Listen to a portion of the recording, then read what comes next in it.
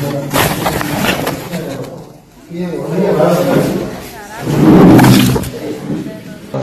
है, मैं डाल रहा हूँ वोट, देख लो। तीसरा नंबर है,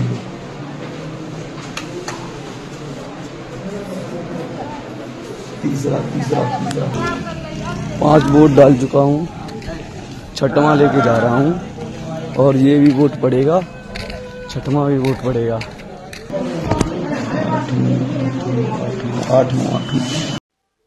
दर्शक बंधु युवक जनक देखंतु, थरे नुहे कि 2 थर नुहे बरं 8 थर भोट दे जो प्रकार बेनियम कार्य कले, पुणी निजर बहादुरी देखाइबा पई सही वीडियो को प्रस्तुत करी भाइराल मध्य कले। जो वीडियो भाइराल हेबा परे सही युवक जनक बांधिछि पुलिस। एपरी घटना घटिछि उत्तर प्रदेश एटार ठारे थिबा एक मतदान केन्द्र रे। जड़े युवक 8 थर भोट देइथिबा नै मोबाइल रे वीडियो प्रस्तुत करी दाबी करिथिले। आउ सही वीडियो को सोशल मीडिया रे अपलोड करि देबा परे ताहा भाइराल होइथिला।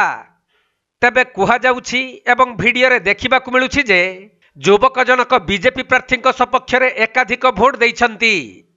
तेणु एपरी घटना सामना को आसिबा परे एटा जिल्लार नयागांव थाना रे मामला रुजु होइथिला, जहाकु नै पुलिस सही युव भोटर को गिरफ्त करने सहित घटना संपर्क में अधिक तदंत करिछंती। सेपटे उक्त आसन में पुणी थरे भोटिंग पई निर्वाचन आयोग सुपारिश करने सह मतदान दलर समस्त सदस्यों को निलंबित करिछंती। आउ सेमानक विरुद्ध रे दृढ़ कार्यानुष्ठान ग्रहण करने को निर्देश दिया जाइछि। तबे 8 थर भोट देई बंधा होइथिबा युवक जनक हेले पमारान गाँर राजन सिंह।